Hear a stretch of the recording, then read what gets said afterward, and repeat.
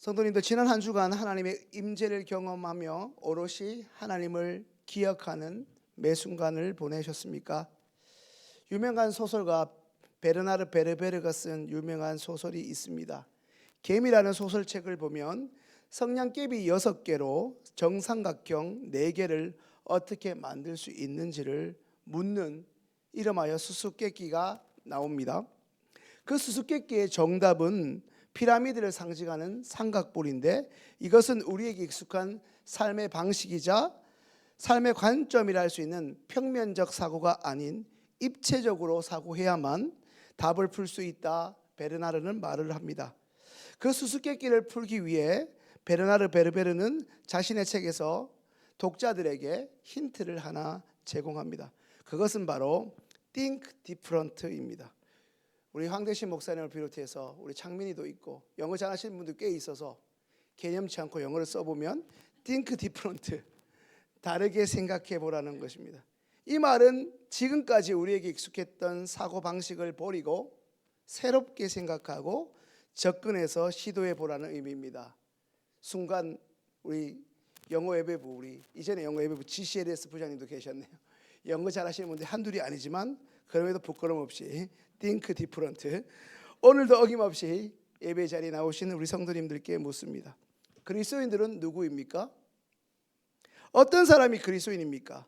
우리가 흔히 말하는 하나님의 자녀는 어떤 사람입니까? 성도님들, 오늘 우리에게 주신 본문의 말씀을 통해 고민해보고 생각해 볼 것은 어쩌면 언제부터인가 우리가 이 세상의 다른 무엇보다도 관심이 지나치다 못해 지대한 많은 것이라 할 수 있는 바로 복, 이 축복에 관한 것입니다. 그렇다면 성도님들, 복은 무엇입니까? 우리 기독교에서 흔히 말하는 이 축복은 도대체 무엇입니까? 그것을 우리에게 익숙한 성경의 단어로 말해보자면 아마도 2글자로 설명할 수 있을 것 같습니다. 그것이 무엇일까요? 형통입니다. 한번 따라서 해볼까요? 형통. 오늘 우리에게 주신 첫 번째 말씀, 창세기 39장 1절부터 5절 사이에는 이 형통이라는 말이 무려 2번씩 언급되어 있습니다. 형통하면 바로 그거 하고 고개를 끄덕거리시는 분도 지금 계시고, 여기까지는 아직 와닿지 않은 성도님도 계실 줄 압니다.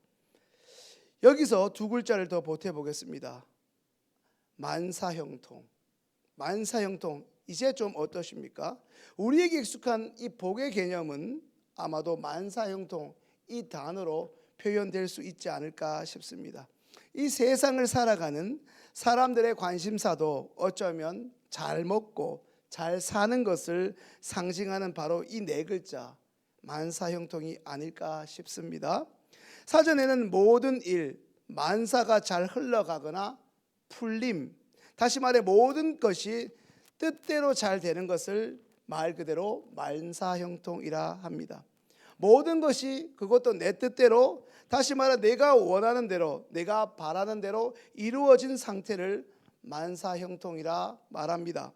어쩌면 내가 원하고 바라는 그것을 이루고자 예수를 믿는 우리나 예수님에게 1도 관심 없는 저 세상 사람들 모두 거기에 목을 메고 있거나 혈안이 되어 살아가고 있는지도 모릅니다.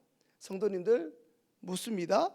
세상 사람들이, 그리고 오늘 우리에게 이 익숙한 만사형통이 성경이 말하고 있는 하나님의 복, 하나님이 우리에게 주시기로 허락하신 그 축복이 맞습니까?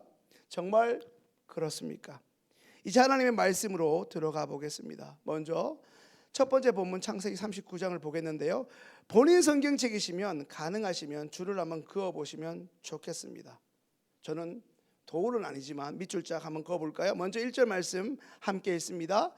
요셉이 이끌려 애굽에 내려가매 바로의 신이 대장 애굽 사람 보디발이 그를 그리로 데려간 이스마엘 사람의 손에서 요셉을 사니라. 잠시 자막 정지해 주시고요. 1절 요셉이 이끌려, 뭐하라는 말씀이죠? 밑줄 그라는 말씀입니다. 요셉이 이끌려. 그리고 2절 말씀을 함께 볼까요? 2절 말씀 자막 한번 띄워주실까요? 함께 2절 말씀 읽습니다. 여호와께서 요셉과 함께 하심으로 그가 형통한 자가 되어 그의 주인 애굽 사람의 집에 있으니. 2절 보시면 2절에서 줄글 것은 여호와께서 요셉과 함께 하심으로입니다. 이제 3절로 가보겠습니다. 3절 말씀 함께 있습니다. 그의 주인이 여호와께서 그와 함께 하심을 보며 또 여호와께서 그의 범사에 형통하게 하심을 보았더라. 3절 말씀에서 우리가 유의할 것은 또 여호와께서 그의 범사에 형통케 하심을 보았더라입니다. 이제 5절 말씀을 함께 볼까요? 5절 말씀 같이 보겠습니다. 그가 요셉에게 자기의 집과 그의 모든 소유물을 주관하게 한 때부터 여호와께서 요셉을 위하여 그 애굽 사람의 집에 복을 내리심으로 여호와의 복이 그의 집과 밭에 있는 모든 소유에 미친지라. 5절에서 우리가 줄글 정도로 중요하게 여길 것은 여호와께서 요셉을 위하여 그 애굽의 사람의 집에 복을 내리심으로입니다. 줄을 잘 그셨습니까?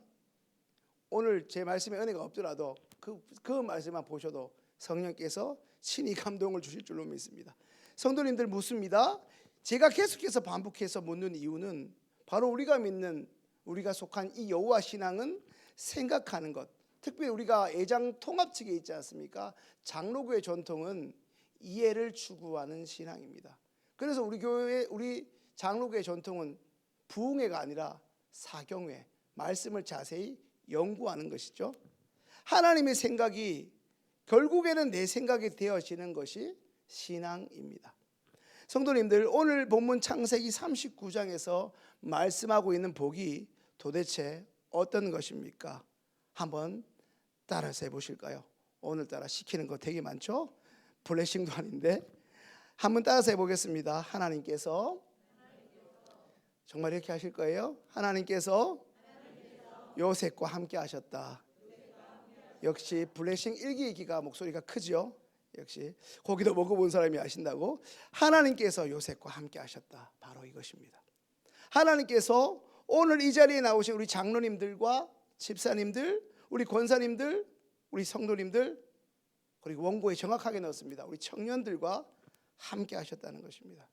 오늘 남배우처럼 생기는 우리 청년부 회장 뒤에 계시고, 언제부터 제가 좋아하게 된 우리 싱어송라이터, 우리 청년들과 일상의 모든 자리에 내가 인식하지 않았던 순간까지도 어떻게 해요?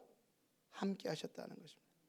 성경에서 말씀하는 하나님의 복은, 하나님이 우리에게 주시는 복은 바로 내가, 그리고 오늘 우리가 하나님과 매 순간 동행하는 것입니다.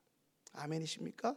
그리고 어느 순간부터 우리도 하나님과 동행하기 시작하는 것, 하나님과 동행하기 위해서 매 순간, 심지어 내가 정말 싫어하는 사람과의 그 관계성 속에서, 그 모임 속에서도 하나님이 있음을 인식하는 그때부터 하나님의 복이 시작되는 것입니다. 더 나아가 하나님과 동행하는 것을 이제 선택하고 그것을 기뻐할 줄 아는 것, 바로 그것이 오늘 우리에게 주어진, 우리에게 허락하신 축복입니다. 이제 오늘 우리에게 허락하신 두 번째 본문 시편 73편 28절 말씀 한번 다시 읽겠습니다. 하나님께 가까이함이 내게 복이라. 내가 주 여호와를 나의 피난처로 삼아 주의 모든 행적을 전파리이다. 아멘. 또 여쭙습니다. 성도님들, 왜 오늘 이 자리에 기어이 오셨습니까? 솔직히 세상에서 잘 나갔으면, 뭐 청년들인가요? 요즘 노래 중에 내가 잘 나가 뭐 이런 노래가 있더라고요. 제가 노래를 너무 잘해서 불러드릴 수는 없지만, 하나님께 기도하지 않고, 솔직히 세상에서 내가 잘 나갔으면 하나님께 기도하지 않고 잘 먹고 잘 산다면 우리가 여기에 있을 이유 있겠습니까? 물론 그러실 분도 적지 않음을 인정합니다만, 제가 굳이 말씀드리지 않더라도 우리 성도님들께서 이미 잘 아실 것입니다. 이놈의 몹쓸 고난 때문에, 이 지긋지긋한 우리 가정에 임한 고통의 나날들 때문에, 하지만 돌아보면 그 고난 속에서 우리는 하나님을 만났고, 그날 그 사건 때문에 우리는 은혜의 자리를 사모할 수 있게 되었고, 그로 인하여 오늘 이 자리까지 있게 된 것입니다. 아멘이십니까? 그러니 그 고난을 선물로 우리에게 주신 하나님께 응당 감사할 줄 알아야겠습니다. 그러니까 성도님들 정리해 보죠. 복이 무엇입니까? 하나님이 여기 계신 성도님 한 분 한 분과 함께 하시는 것, 그것을 잊지 않고 매 순간 기억할 줄 아는 것, 그것이 복인 것이죠.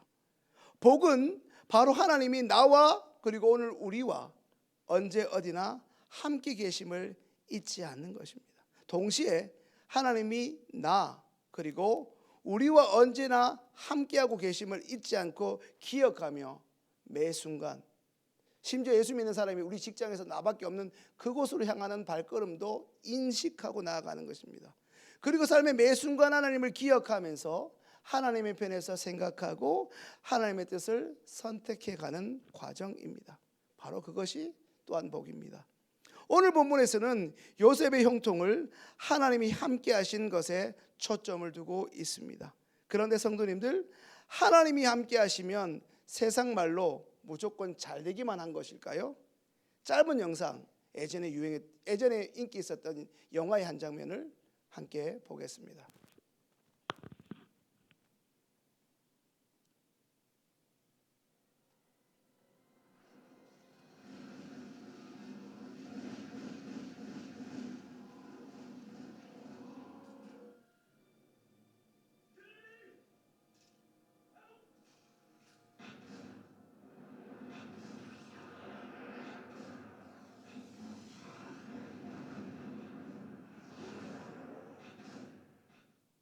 영화에 제가 나와서 깜짝 놀랐네요.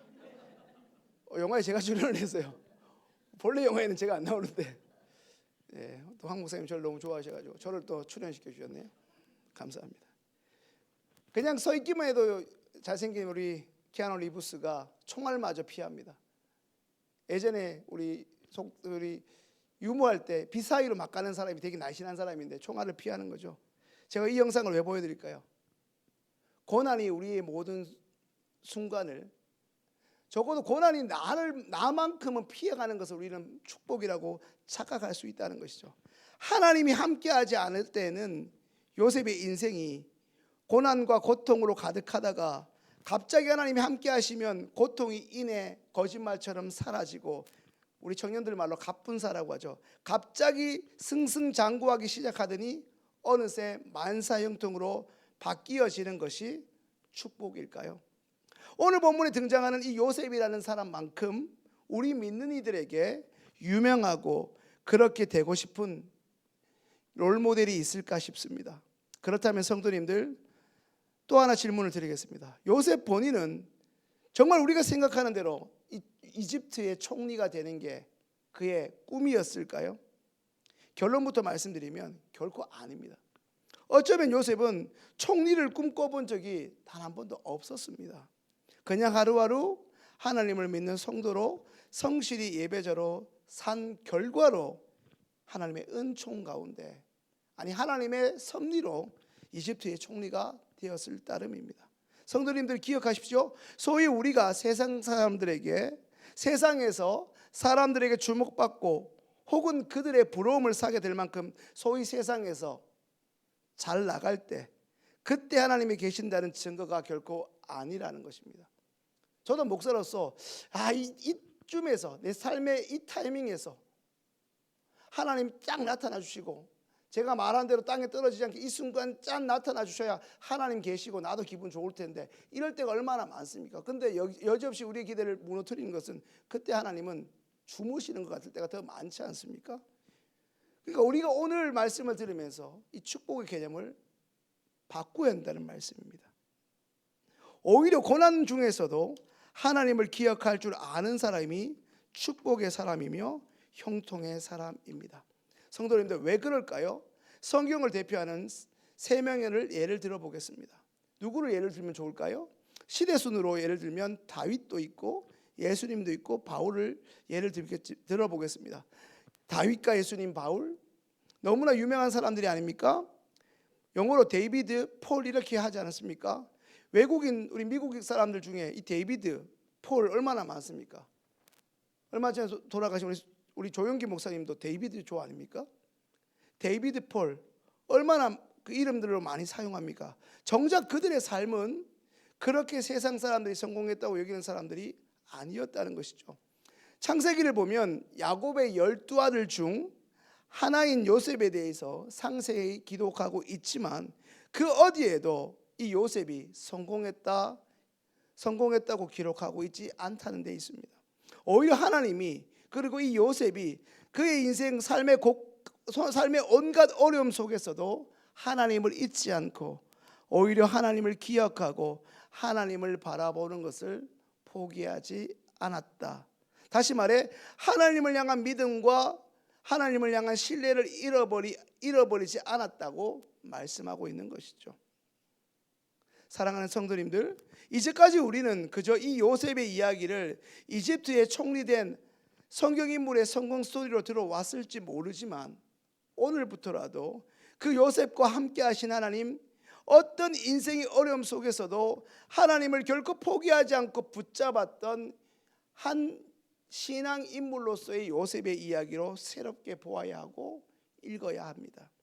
성도님들, 이제 말씀을 정리합니다. 복이 무엇입니까? 그것은 어떤 순간에도 하나님이 나와 함께 하심을 결코 의심하지 않고 하나님을 향한 절대 신뢰를 가지고 오늘도 믿음으로 나아가는 것입니다. 성경에서 말하는 이 형통은 좀 전에 보았던 그 영상에서처럼 세상의 고난이라는 고난은 하나도 남김없이 나에게서만큼은 피해가는, 그 피해가는 것을 바라는, 고난이 내게는 적어도 해당되지 않기를 바라는 것이 아니라는 것입니다. 오히려 세상 속에서 그 고난의 한가운데 내가 던져진다 하더라도 결코 내가 하나님의 존재를 잊지 않고 그 하나님을 매 순간 의식하면서 오늘도 예배하며 살아가는 이들이 바로 성경에서는 형통한 자다, 형통한 자가 되었다라고 말씀하고 있음을 결코 잊지 말아야 할 것입니다. 이것이 바로 불금이라 불리는 오늘 저녁, 술잔을 기울이지 않고 세상이 주는 기쁨을 뒤로하고 오늘도 응답이 주어질지를 모르지만 그러나 또 한 번 은혜를 기대하면서 이 자리에 나온 우리 믿음의 사람이 걸어야 할 길이요 삶의 목적입니다. 성도님들, 성경에도 없는 신기루 같은 것을 마치 신앙인 것처럼 하나님의 뜻인 양 착각하지 말고 살아가셔야 합니다. 날마다 말씀이라는 거울 앞에서, 성경이라는 삶의 기준점 앞에서 매번 우리의 삶을 점검해 가셔야 합니다.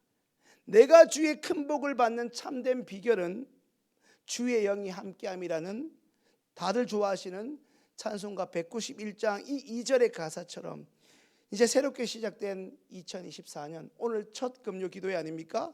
이 2024년 주님과 분초마다 동행하시는 복을 누리시는 오늘 모든 분들 되시기를 소망합니다. 무엇보다 2024년 주님이 함께 하시는 통로로 할 수 있는 말씀, 기도, 찬양을 늘 가까이 하실 수 있길 바랍니다. 그리하여 우리 하나님 주시는 평안과 지혜와 성령 충만함과 기쁨이 가득 넘치는 성도님들의 매일매일의 삶이 될 수 있기를 주님의 이름으로 축원합니다. 이제 주신 말씀을 기억하면서 우리 함께 기도하면 좋겠는데